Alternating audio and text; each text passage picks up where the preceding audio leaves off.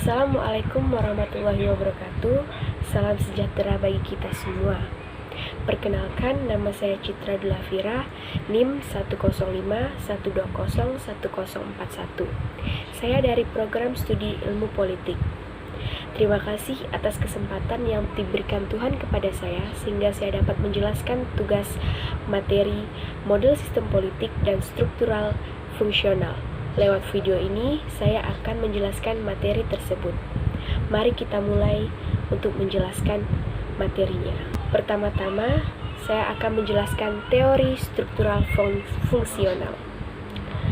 Menurut Almond, menilai bahwa terdapat 4 ciri dalam sistem politik. Yang pertama, sistem politik memiliki struktur dan lembaga politik.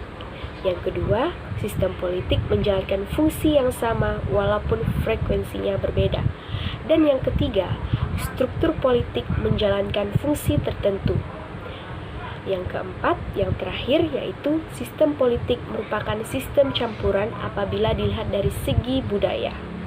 Lebih lanjut, Almond menyatakan bahwa dalam sebuah sistem politik setidaknya terdapat 6 struktur ini, yaitu kelompok kepentingan, partai politik, badan legislatif, badan eksekutif, birokrasi, dan badan peradilan. Pada dasarnya, klasifikasi 6 struktur ini mengandung kelemahan karena tidak dapat membantu kita untuk dapat membandingkan sistem politik yang satu dengan yang lain.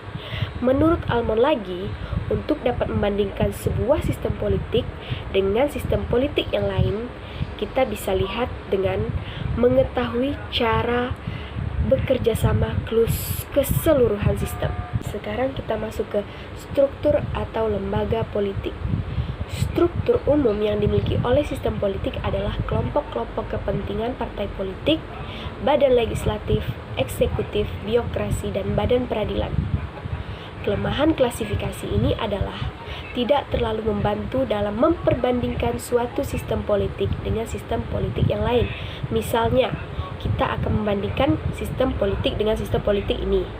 Lalu, kita membandingkannya dengan yang lain. Misalnya, contohnya itu ada Indonesia dengan Inggris. Keduanya memiliki perbedaan, hanya saja struktur tersebut tidak sepenuhnya sama. Kedua negara ini memiliki legislatif. Di Inggris dengan 2 kamar, House of Commons and House of Lords, sedangkan di Indonesia, Dewan Perwakilan Rakyat dan Dewan Perwakilan Daerah. Indonesia menggunakan sistem presidensial, sedangkan Inggris multipartai. Dari perbandingan tersebut, secara singkat mungkin dapat dilihat perbedaan yang ada, namun persamaan dan perbedaan yang penting tidak akan dapat dilihat dari perbandingan tersebut. Selanjutnya, kita akan masuk ke struktur dan fungsi. Kita akan memperoleh lebih banyak informasi apabila kita memisahkan struktur dan fungsi, serta menelan hubungan keduanya dalam berbagai sistem politik yang berbeda. Namun, harus diingat bahwa perbandingan struktur ataupun fungsi tidak dapat dipakai secara terpisah untuk menganalisis sistem politik. Menurut Almond lagi, suatu analisis struktur menunjukkan jumlah partai politik, dewan yang terdapat dalam parlemen, sistem pemerintahan, bagaimana eksekutif, legislatif, dan yudikatif diorganisasi secara formal dihubungkan suatu dengan yang lain. Adapun analisis fungsional menunjukkan bagaimana lembaga-lembaga dan organisasi-organisasi tersebut berinteraksi untuk menghasilkan dan melaksanakan suatu kebijakan. Menurut Almond lagi, sistem politik menjalankan fungsi sosial politik, rekrutmen artikulasi kepentingan, agregasi kepentingan, pembuatan kebijakan, pelaksanaan kebijakan, pengaturan kebijakan, yang kesemuanya itu dijalankan dengan komunikasi politik. Komunikasi politik bukanlah hal yang berdiri sendiri, akan tetapi proses penyampaian pesan pada saat fungsi yang lain berjalan. Hal ini berarti bahwa komunikasi politik berjalan inherent dalam setiap sistem politik. Oke. Selanjutnya yaitu penerapan kebijakan pemerintah. Output mempengaruhi kehidupan ekonomi, struktur sosial, dan kebudayaan dari masyarakat domestik. Pengaruh terhadap masyarakat ini selanjutnya mempengaruhi tuntutan-tuntutan berikut yang diajukan dalam sistem politik. Dengan memahami fungsi-fungsi ini, maka kita akan dapat membandingkan dari beberapa sistem politik. Misalnya, kita bandingkan antara Amerika Serikat dan Uni Soviet. Tadi kita sudah ambil contoh Indonesia dengan Inggris. Sekarang kita ambil contoh Amerika Serikat dan Uni Soviet. Untuk membandingkan keduanya, negara tersebut kita dapat melihat struktur politik yang ada dan bagaimana struktur politik tersebut dapat menjalankan fungsi politiknya masing-masing. Dengan perbandingan ini, kita akan dapat melihat bahwa penyebaran fungsi politik lebih merata di Amerika Serikat. Di Amerika Serikat, setiap struktur atau lembaga politik itu dijalankan dengan partai dan birokrasi. Di Amerika Serikat, setiap struktur atau lembaga politik menjalankan fungsi politik minimal satu, sedangkan di Uni Soviet ada satu atau dua, mungkin lebih, yang hampir tidak berfungsi sama sekali. Kita dapat melihat misalnya fungsi dari organisasi atau kelompok kepentingan yang ada di Uni Soviet hanya menjalankan fungsi sosialisasi politik. Kelompok tersebut tidak dapat menjalankan fungsi rekrutmen atau komunikasi politik. Hal lain misalnya dapat melihat bahwa parlemen di Amerika Serikat lebih fungsional daripada di Uni Soviet. Kita masuk ke fungsi input dan output. Dalam konversi ini terjadi interaksi antara faktor-faktor politik baik bersifat individu, kelompok, ataupun organisasi. Sejalan dengan hal tersebut, Almond mengelompokkan fungsi input dan output dalam beberapa bagian. Fungsi input terdiri dari sosialisasi politik dan rekrutmen politik, artikulasi kepentingan, agregasi kepentingan, komunikasi politik. Sedangkan output ada pembuatan kebijakan, penerapan kebijakan, dan terakhir penghakiman kebijakan. Selanjutnya, sosialisasi politik. Secara sosiologis, sosialisasi merupakan proses di mana nilai-nilai aktual yang berlaku dalam masyarakat serta nilai-nilai ideal ditanamkan dalam objek tertentu. Sosialisasi politik secara khusus membentuk sikap dan pola tingkah laku politik seseorang. Dalam hal ini, sosialisasi politik berperan sebagai sarana, ingat, sarana bagi suatu generasi seseorang. Mungkin itu bisa dilihat dari kita. Dalam hal ini, sosialisasi politik berperan sebagai sarana, yaitu untuk menyampaikan keyakinan-keyakinan politik yang dianutnya kepada generasi berikutnya, yaitu kita, seperti saya bilang tadi. Sosialisasi politik berlangsung secara berkesinambungan. Individu diharapkan dapat mengetahui, memahami, serta menghayati nilai-nilai politik tertentu. Proses sosialisasi politik dapat bersifat manifest atau nyata, ataupun latent tidak nyata. Sosialisasi politik yang bersifat nyata merupakan transmisi nilai dalam wujud informasi, sikap, pandangan, serta keyakinan politik secara eksplisit. Sedangkan sosialisasi politik yang tidak nyata mengacu pada proses di mana seseorang pada awalnya memperoleh nilai yang non-politis. Nilai-nilai non-politis tersebut kemudian mempengaruhi keyakinan, cara pandang, serta sikapnya di bidang politik. Oke, selanjutnya kita masuk ke rekrutmen politik. Rekrutmen politik berkaitan erat dengan karir politik seseorang. Melalui karir politik tersebut, orang yang bersangkutan diharapkan dapat menjalani proses seleksi untuk mengisi lowongan dalam jabatan politik dan pemerintahan. Rekrutmen politik dilakukan secara terbuka maupun secara tertutup.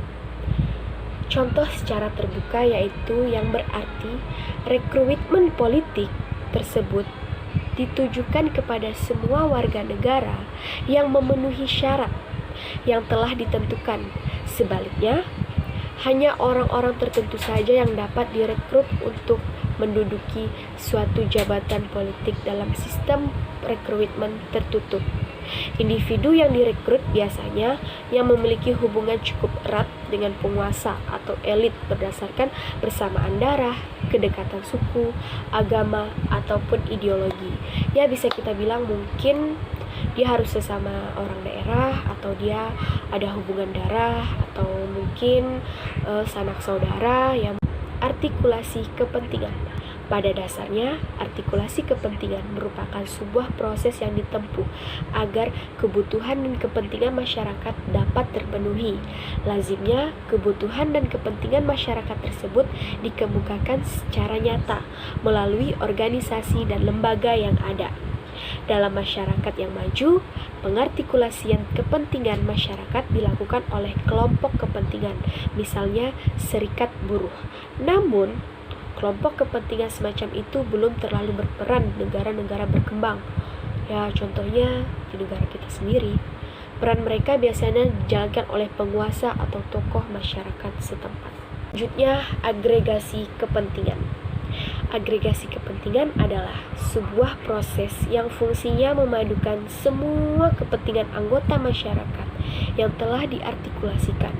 Kepentingan yang telah diartikulasikan ini digabungkan dan dikelola sedemikian rupa dalam tingkat pembuatan keputusan sehingga menghasilkan sebuah alternatif kebijakan tertentu. Artikulasi agregasi maupun pembuatan keputusan dapat dilakukan oleh satu struktur. Oleh karena itu, dapat dilakukan bahwa batasan antara ketiganya sangat tipis. Lihat, sangat tipis. Selanjutnya, komunikasi politik. Sudah kita bahas tadi, komunikasi politik itu lebih mengacu pada proses penyampaian pesan-pesan atau informasi politik dari suatu sumber kepada sejumlah penerima pesan. Pesan atau informasi tersebut dapat berupa lambang, kata-kata lisan, maupun tulisan serta isyarat dapat mempengaruhi kedudukan seseorang yang ada dalam puncak suatu struktur kekuasaan tertentu. Fungsi komunikasi politik dapat bersifat formal maupun informal.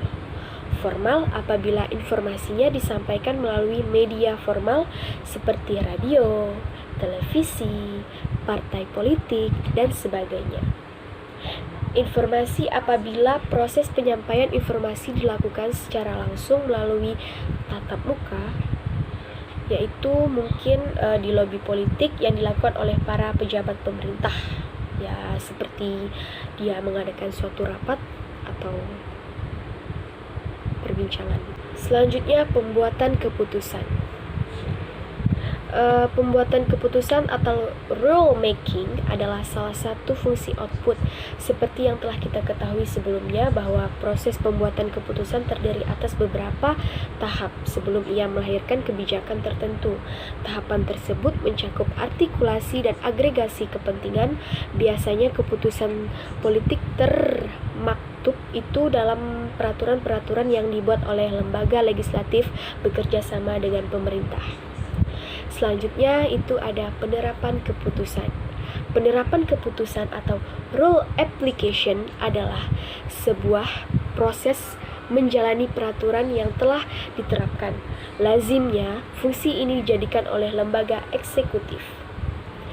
Oke, yang terakhir adalah penghakiman keputusan.